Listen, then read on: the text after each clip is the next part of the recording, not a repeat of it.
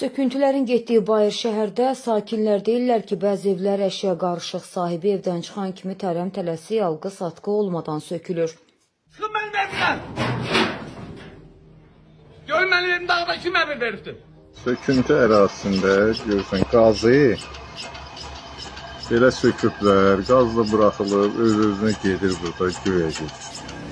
Bakının qədim məhəllələrindən olan Bayır şəhərdə xüsusilə Təzə Pir məscidi ətrafında aparılan söküntü işləri SSR xalq rəssamı Qəzənfər Xalıqovun yaşadığı evin sökülməsi ictimaiyyətdə və mədəniyyət nümayəndələri arasında ciddi narahatlıq və narazılıq doğurub.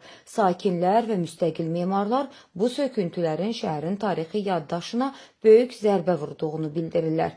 Sakinlərin iddialarına görə bəzi mülklər rəsmi alqı-satqı müqavilələri bağlanmadan və kompensasiyalar tam həll olunmadan sökülür. Biz hara qaçaq, biz hara gedək biz, harada yaşayaq, bizim başqa yaşayış yerimiz yoxdur. Artıq təzədən xahiş edirəm, cənab prezident, müraciət edirəm sizə, Mehriban xanım, müraciət edirəm. Mənim məsələmə köməklik edin. Ev sahibləri mənzildə olmadığı vaxtlarda bəzi evlərə söküntü texnikasının daxil olduğu əşyaların içəridən çıxarılmasına imkan verilmədiyi qeyd edilir.